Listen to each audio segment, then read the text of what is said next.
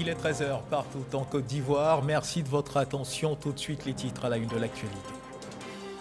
Le chef d'état-major général des armées, Lassina Doumbia, a rencontré les familles des 49 militaires ivoiriens retenus au Mali après avoir été interpellés à l'aéroport de Bamako au premier jour de leur mission. Il s'est agi pour lui de les rassurer sur le bon déroulement des négociations en cours en vue de leur libération. On en parle en début de journal.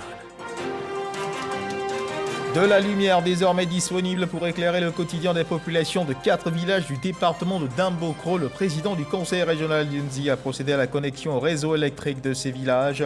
À cela s'ajoute une maternité et une ambulance pour le village d'Assi Kakayabo dans le département de Bokanda. Dans l'actualité internationale en Angola, le MPLA remporte les élections générales. Selon les résultats provisoires, la Commission nationale électorale a donné hier dans la soirée ses derniers résultats. Pour la première fois depuis l'indépendance, le MPLA l'emporte avec une courte majorité. Voilà pour l'essentiel.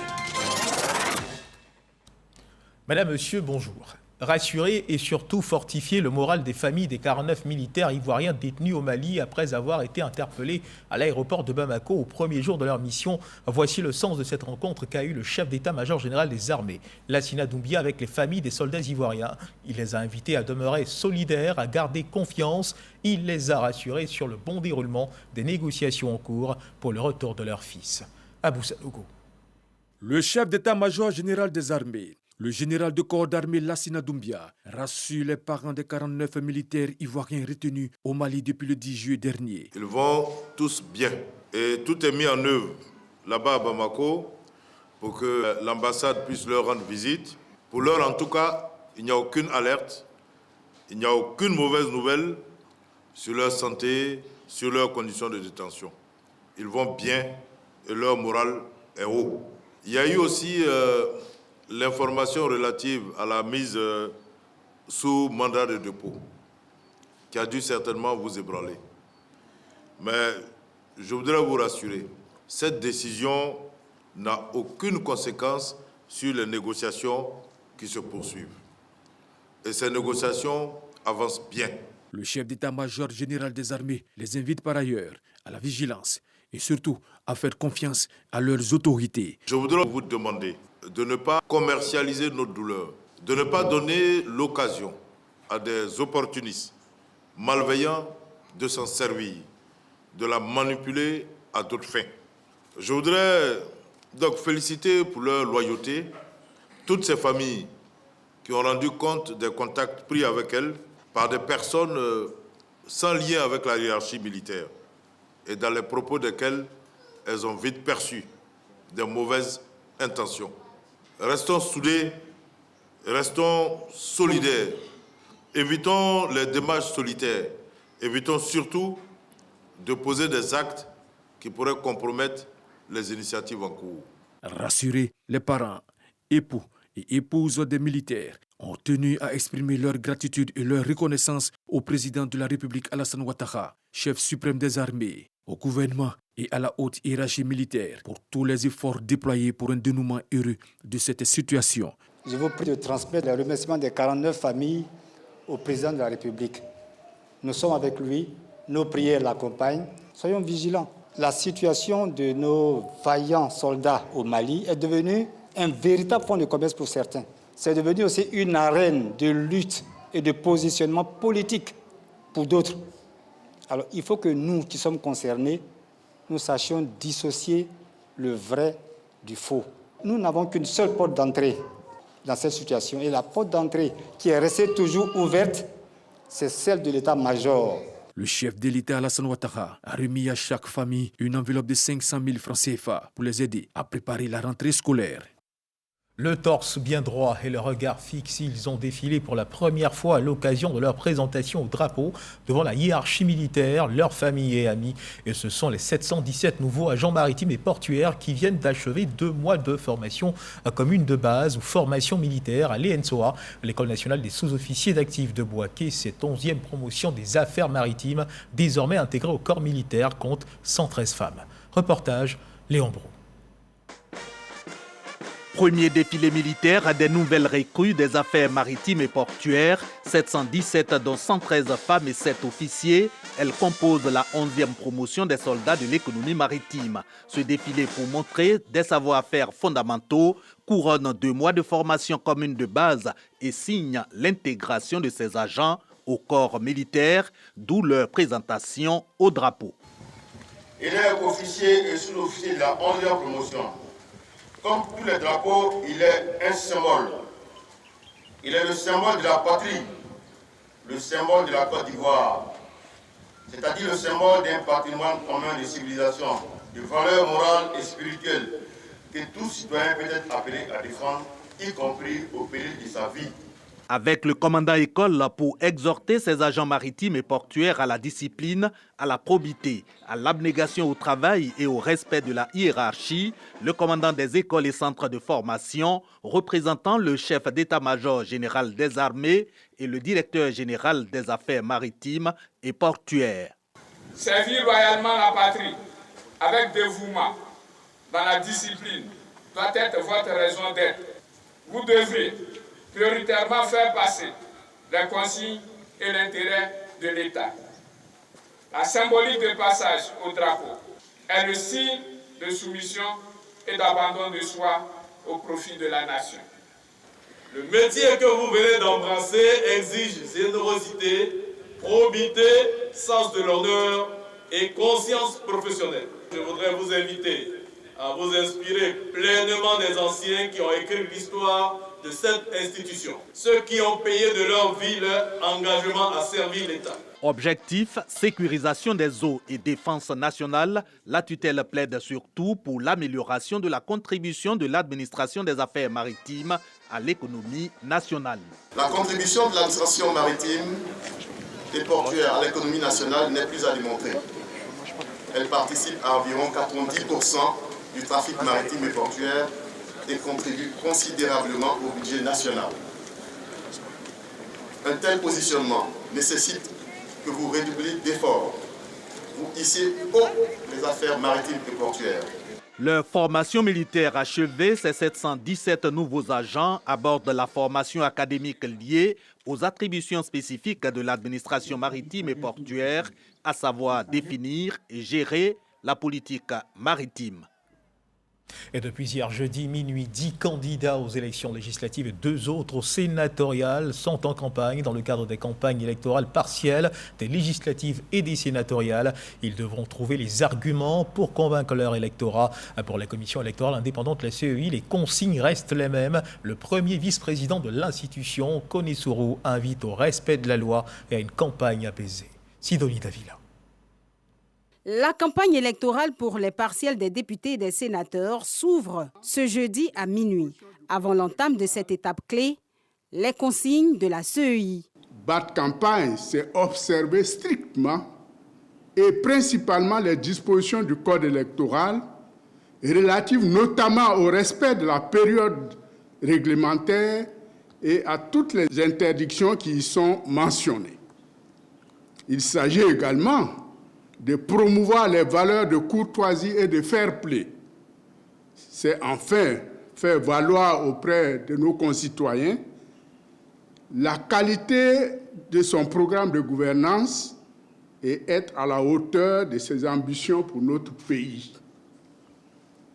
Pour ce faire, les dispositions législatives et réglementaires vous offrent un accès égal et équitable aux médias garantis par les organes de régulation du secteur de la communication audiovisuelle et de la presse.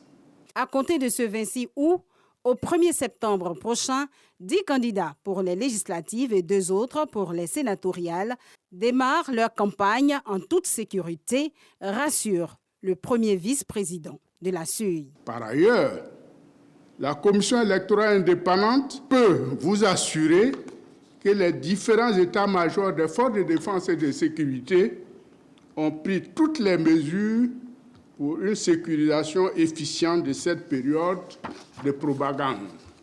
Nous vous invitons à une grande écoute afin de choisir un électeur éclairé et libre celui qui, de votre point de vue, est en mesure de pérenniser le mieux vos aspirations et l'intérêt supérieur de la nation.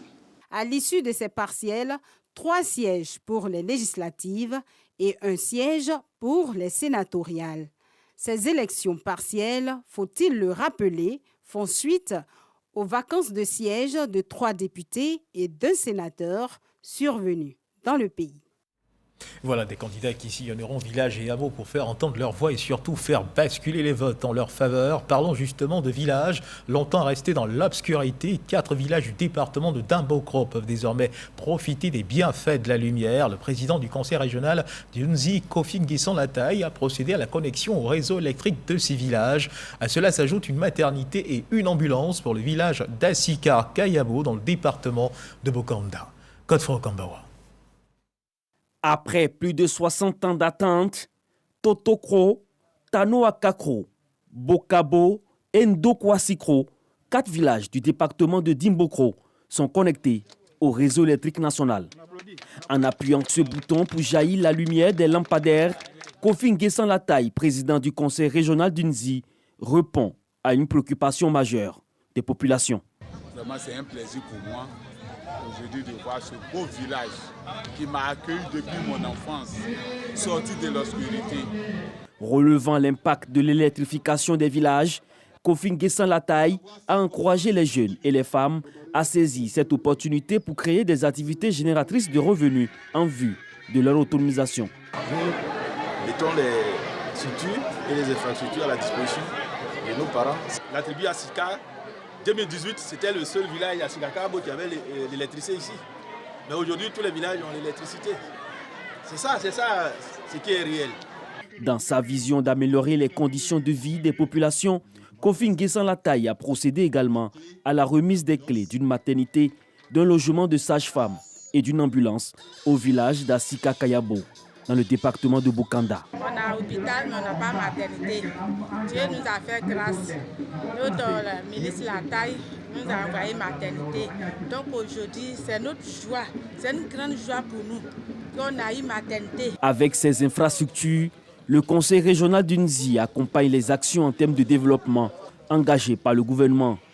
Kofi Nguessan-Lataï appelle à l'union et surtout à soutenir le président de la République Alassane Ouattara dans son plan de développement pour la Côte d'Ivoire. Dans le département de Sinématiali, à Nadjopi, village issu du regroupement de 15 villages, de l'eau potable peut désormais jaillir des robinets et la lumière peut également succéder à l'obscurité. Le ministre, directeur de cabinet du président de la République, Fidel Sarasoro, a procédé à la mise sous tension et à l'ouverture officielle des vannes dans ce village. Une fête de la lumière et de l'eau potable couplée à la cérémonie d'hommage au chef de l'État, Alassane Ouattara. Le ministre, directeur de cabinet du président de la République, Fidel Sarasoro, avait à ses côtés le ministre de la Communication et de l'économie numérique, Amadou Koulibaly. Ami Sissoko pour le reportage. Nadjopi, une communauté villageoise issue du regroupement de 15 villages dans le département de Sinématiali dans le Poro, vient de bénéficier de la connexion au réseau national électrique et l'adduction en eau potable.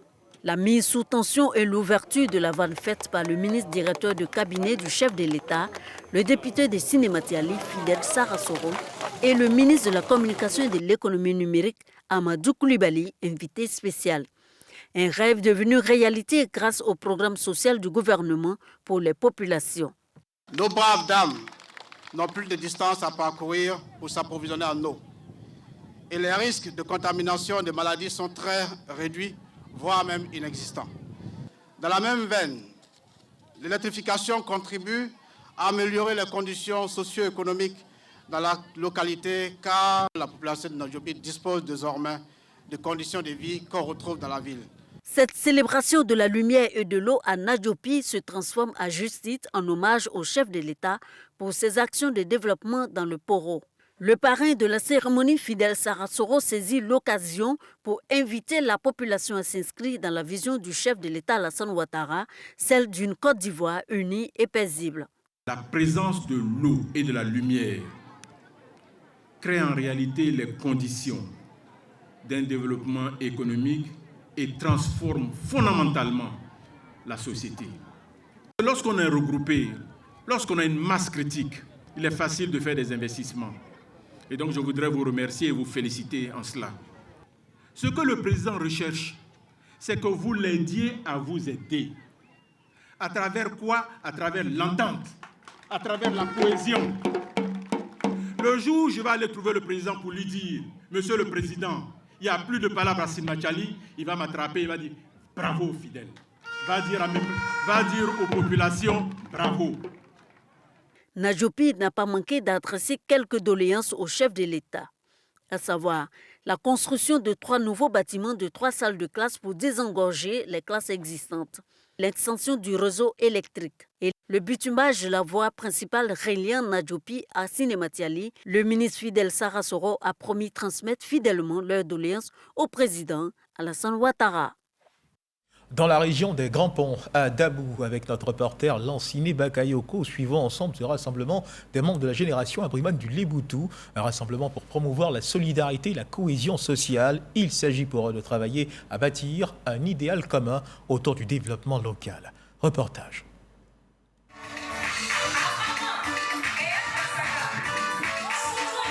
Avec ses 15 000 membres issus des 33 villages de Dabou, l'objectif de la génération Abriman est de cultiver la solidarité, l'union et la cohésion sociale, gage du développement du département. Selon le président Yannick Nomel, les divergences idéologiques, politiques et religieuses ne devraient pas constituer un frein à la volonté de développement de Dabou, terre de brassage et de culture. Nous sommes en quête perpétuelle donc de cette fraternité et de cette stabilité-là.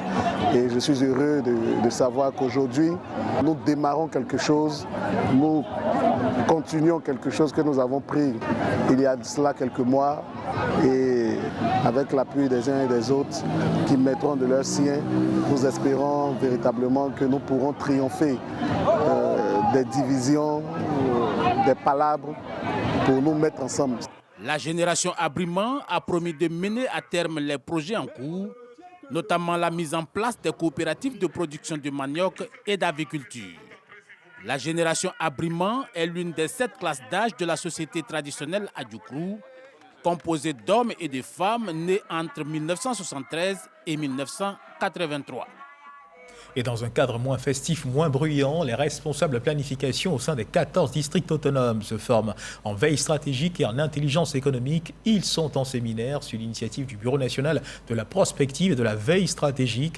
L'enjeu étant d'emmener ces acteurs techniques à maîtriser le fonctionnement du mécanisme institutionnel de veille stratégique qu'entend déployer le gouvernement dans le cadre de la mise en œuvre de l'étude nationale Prospective Côte d'Ivoire 2040. Mahama Traoré nous en parle. Nouvellement créés en vue d'impulser le développement local, les animateurs des 14 districts autonomes doivent également être imprégnés des notions de veille stratégique et d'intelligence économique. Il est important pour nous de donner les outils, en mettant les concepts et les outils aux acteurs qui sont en région.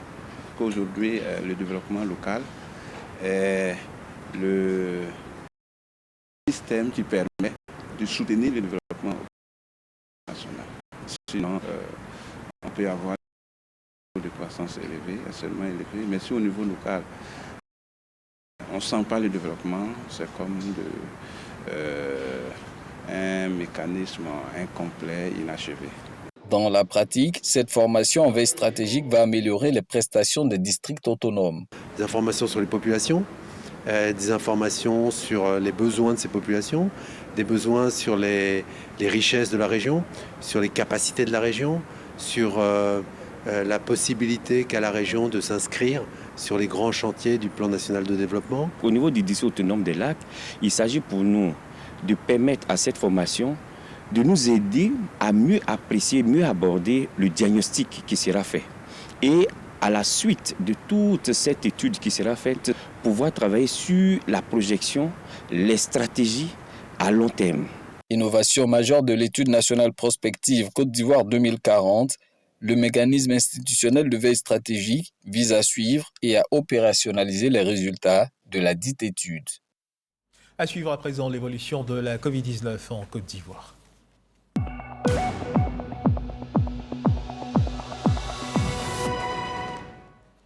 Le ministère de la Santé et de l'Hygiène publique de la couverture maladie universelle a enregistré hier jeudi 25 août 2022 18 nouveaux cas de Covid-19 sur 753 échantillons prélevés, soit 2,4% de cas positifs, 22 guéris et 0 décès.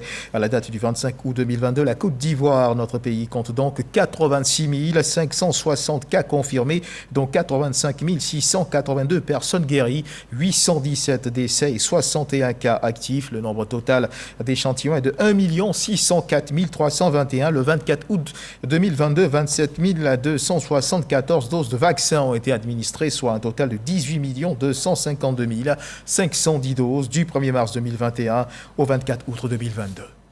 On change totalement de sujet, de registre pour parler cette fois de l'Université Nangui-Abrogwa et l'Université Polytechnique Félix Houphouët-Boigny qui ont signé un accord cadre de coopération. L'enseignement, la recherche, l'employabilité, pour ne citer que cela, sont les différents axes de cette signature d'accord cadre qui s'est déroulée dans les locaux de l'Université Nangui-Abrogwa située dans la commune d'Abobo. Patricia Omoetia. L'Université Nangui-Abrogwa et l'Institut national polytechnique Félix Houphouët-Boigny formalisent leur collaboration avec la signature d'un accord cadre de coopération.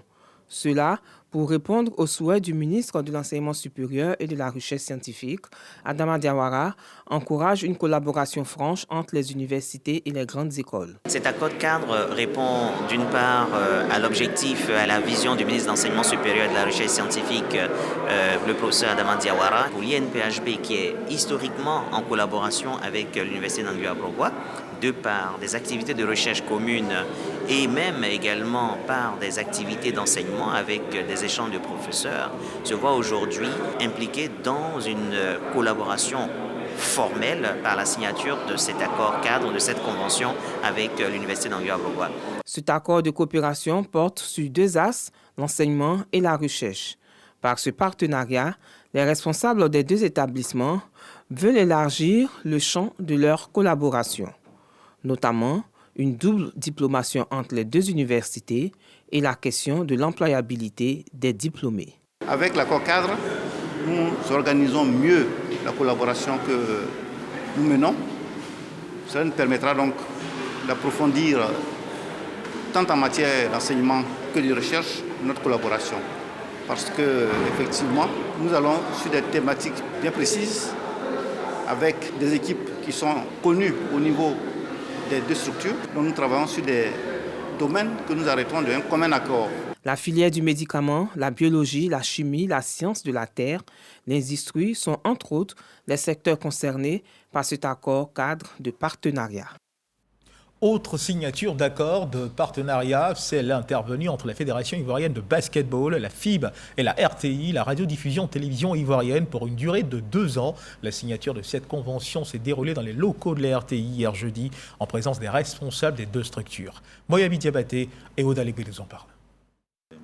À travers cette signature de partenariat, la radiodiffusion télévision ivoirienne et la Fédération ivoirienne de basketball viennent ainsi de formaliser une longue relation de collaboration qui démarre dès ce week-end avec la diffusion des matchs des éliminatoires du mondial de basketball sur les antennes du groupe RTI. On a scellé formellement ce partenariat qui est un signe de confiance entre les deux parties, c'est-à-dire la Fédération ivoirienne de basketball qui essaie tant bien que mal d'apporter de l'événement de qualité à l'ensemble des Ivoiriens, et la RTI qui réussira à démultiplier l'audience et à créer de l'intérêt pour toute la jeunesse et pour toute la Côte d'Ivoire. Grâce à ce partenariat, c'est le basketball et la RTI qui vont aller de l'avant. Heureux de ce partenariat gagnant-gagnant, le premier responsable de la RTI, Fosséni Dambélé, a affiché la volonté de la RTI à accompagner la fêtière du basketball ivoirien. Cette signature qui montre la volonté des deux parties de faire en sorte que le basketball ivoirien puisse à nouveau connaître ses beaux jours. Et donc, je peux vous dire que nous sommes très heureux de ce partenariat et que nous allons ensemble faire en sorte que les choses se déroulent exactement comme nous l'avons prévu dans cette convention, avec le sérieux de cette équipe, les engagements que nous avons pris, nous allons de part et d'autre les respecter, et tout cela pour le bonheur du sport ivoirien, pour le succès du basketball de notre pays. Je voudrais encore vous remercier pour la confiance faite à la RTI. Ce partenariat porte sur la diffusion des matchs du championnat national N1 et des grands rendez-vous de l'équipe nationale lors des 2 prochaines saisons sportives sur les antennes du groupe RTI. Le rideau est tombé sur l'édition 2022 de l'émission du divertissement préféré des tout-petits, Wozo Vacances. Vainqueurs de cette édition, les anges de la tribu de Saapleu, les enfants venus de la région du Tonkouy, continuent de célébrer leur succès. Une de nos équipes de reportage s'est rendue à leur quartier général dans la commune de Yopougon pour s'imprégner de l'ambiance qui y règne. Nos reporters Khalil Diomandé, Prunel Assoumou et Serge Coléa nous disent que la joie des vainqueurs de l'édition 2022 de Wozo Vacances n'a pas baissé en intensité. La victoire revient à Danané. Ils sont aux anges, les enfants de la tribu de Saapleu. Au-dessus du lot, ils enlèvent l'édition 2022 de Wozo Vacances. Une victoire acquise de haute lutte devant 3 autres prétendants.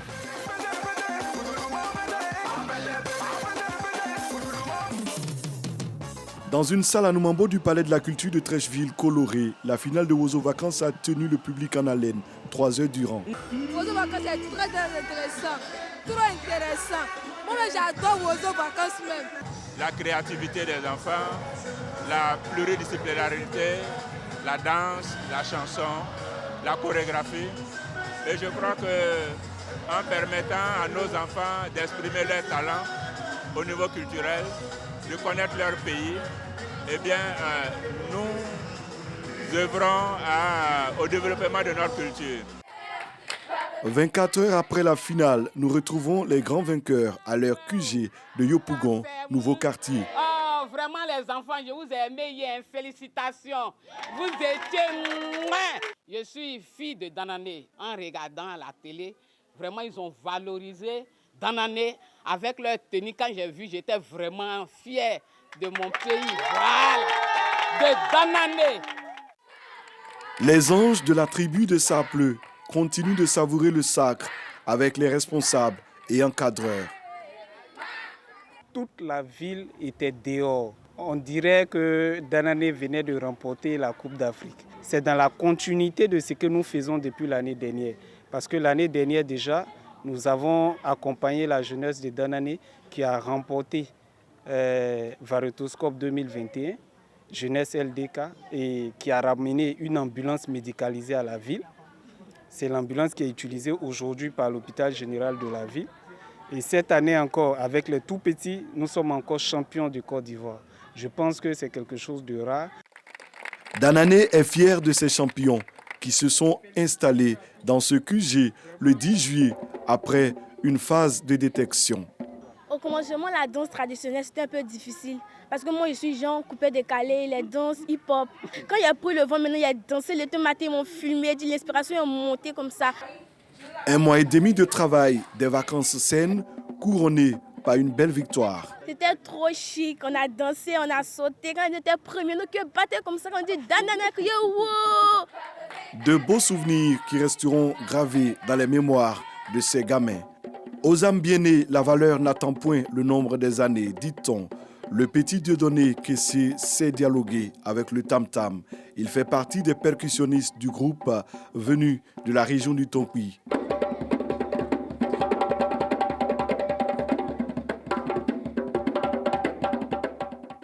Danané attend impatiemment ses héros qui recevront leur prix au cours d'une émission spéciale sur la RTI le mercredi prochain.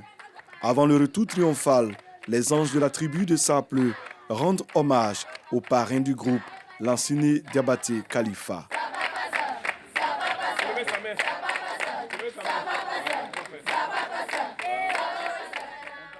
Voilà, de jeunes talents qu'il convient d'encourager. Et parlons justement de talent, la légende du football ivoirien, Abdoulaye Traoré, dit Ben Badi, via une caravane baptisée Ben Badi Caravan Foot qu'il a initiée, se donne pour objectif de détecter de jeunes talents afin de leur donner la chance d'être recrutés par des clubs ivoiriens et même internationaux. Il s'est rendu à Doropo et à l'issue d'un test, 7 jeunes joueurs ont été détectés. Ils rêvent de gloire et de football. Ils intégreront des centres de formation de football où ils pourront entamer une carrière de footballeur professionnel. Herman Yamia nous en parle. 10 équipes ont participé à Doropo à cette caravane de détection des talents dénommée Ben Badi Caravan Foot. Initiée par l'une des légendes du football ivoirien Abdoulaye Traoré Di Ben Badi, cette caravane vise à donner la chance aux joueurs détectés de tenter une carrière de footballeur professionnel en se faisant recruter par les clubs ivoiriens et probablement par des clubs internationaux. Dans des clubs de renom, c'est juste leur faire changer d'environnement et leur donner les chances parce que vous savez, à l'intérieur il y a la bonne graine, donc il est important pour nous de leur donner leur chance et puis il est nos devoirs, même en tant que conseiller économique, d'être proche de la population. On s'est bien régalé parce qu'on a vu beaucoup de talents ici à Doropo. C'est à l'initiative d'Abdoulaye Lamine Dembélé, cadre de la région, que cette caravane qui a mobilisé des milliers de personnes a séjourné dans la localité de Doropo. Ce tournoi et cette initiative, c'est pour donner la chance à tous les férus de football qui rêvent d'embrasser la carrière de footballeur et leur éviter certains vices qui courent dans notre région. À l'issue des essais, c'est l'équipe d'Elephanto FC qui a été victorieuse de l'étape de Doropo. Quant au trophée du fair play, il est revenu à FC Teini. Traoré Issouf, Diabagate Lassina, Ouattara Kwame et Kambire Moussa ont été retenus comme les meilleurs joueurs par les sélectionneurs de l'équipe de Ben Badi Caravan Foot. Je suis très content. Les mots me manquent. Les mots me manquent sincèrement. Pour ma toute première fois, j'ai réussi. Je dis merci au bon Dieu. Outre les meilleurs joueurs, Kobena Owusu, Kwame Owusu et Nessemon Trésor, eux ont été retenus comme meilleurs espoirs. Et dans l'actualité internationale, en Angola, le MPLA remporte les élections générales selon les résultats provisoires. La commission nationale a donné hier jeudi dans la soirée ces derniers résultats provisoires. Il s'appuie sur plus de 97% des votes. Pour la première fois depuis l'indépendance, le MPLA l'emporte avec une courte majorité, avec 10% de votes en moins que lors des élections de 2017. Le MPLA perd ainsi sa majorité absolue au Parlement. Il devra donc composer avec l'opposition. Voilà qui marque la fin de cette édition. Merci de nous avoir suivis. Agréable début d'après-midi. Dieu garde la Côte d'Ivoire.